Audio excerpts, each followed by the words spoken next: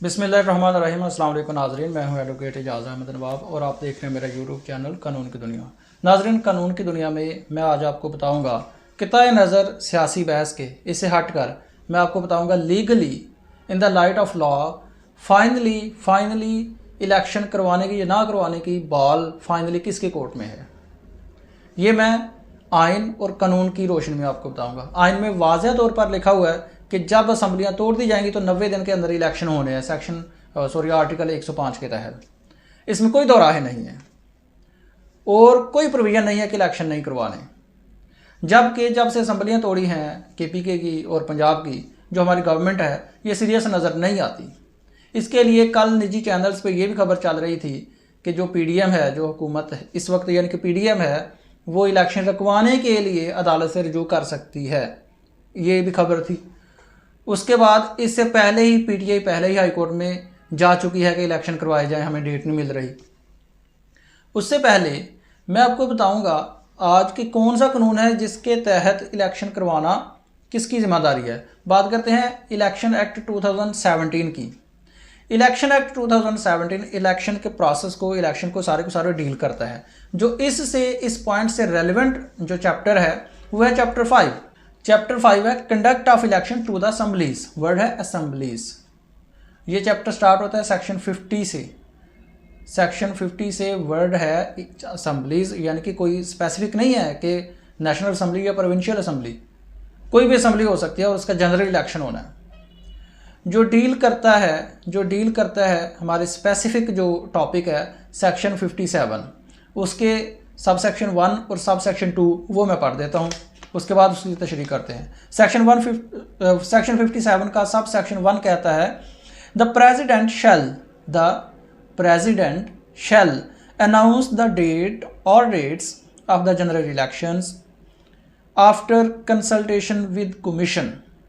सब section 2, within 7 days of the announcement under subsection 1, the Commission shall, by notification in the official gazette and by publication on its website, call upon the voters to elect their representative in accordance with election program which shall stipulate following फला process आगे बताया। ये 2 sub section है।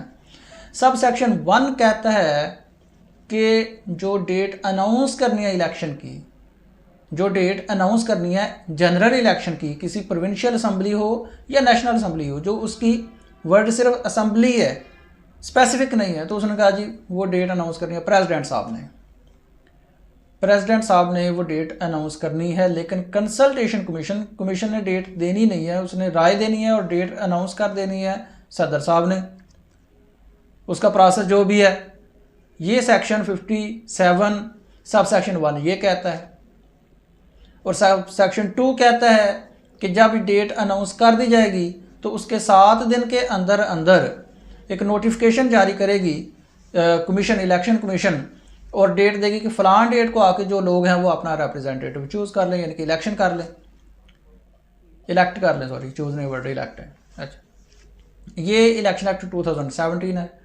और इसके मुताबिक अब section जो 52 है वो कहता है कि जब इलेक्शन प्रोग्राम अनाउंस हो जाएगा, यानी कि इलेक्शन की डेट आ जाएगी, तो इलेक्शन डेट से 60 दिन से पहले, यानी कि जब इलेक्शन होना है उसके 60 दिन पहले जो इलेक्शन कमीशन है वो बाउंड है कि इलेक्शन ऑफिशियल्स को अपॉइंट करे, यानी कि जो रिटर्निंग ऑफिसर्स हैं, डिस्ट्रिक्ट रिटर्निंग ऑफिसर्स हैं, असिस्टेंट रिटर्निंग ऑफिसर्स हैं, जो भी इलेक्शन ऑफिशियल्स हैं उनको अपॉइंट करे 60 दिन पहले इलेक्शन से।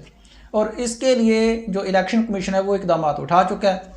उन्होंने एक लेटर लिख दिया था chief justice of high court को कि वो हम आपके जो सुबार्डिनेट हैं उनको इलेक्शन ऑफिशियल्स के लिए अपॉइंट करना चाहते हैं। लेकिन चीफ जस्टिस साहब ने इस बात का इनकार कर दिया। वजह उन्होंने बताई कि हम ये भी माजी में भी ये तल्ख तजर्बा कर चुके हैं। लेकिन ये एक लम्हा फिक्रिया है कि एक प्रोविंशियल असम्बली, एक पूरे प्रोविंशियल जो चीफ जस्टिस साहब हैं का इंसाफ के जो चीफ जस्टिस साहब हैं, चीफ साहब कहते हैं कि जी नहीं मैं अपने बंदे नहीं दूंगा, हम ये तल्ख तजर्बा कर चुके हैं। तो इससे कोई घिसा पिटा निज़ाम और ख़राब निज़ाम क्या हो सकता है कि एक चीफ साहब, इंसाफ के चीफ साहब कहते हैं जी मैं अपने बंदे नहीं दे रहा, ये तल्ख तजर्बा हो गया। ये आज की खबर थी।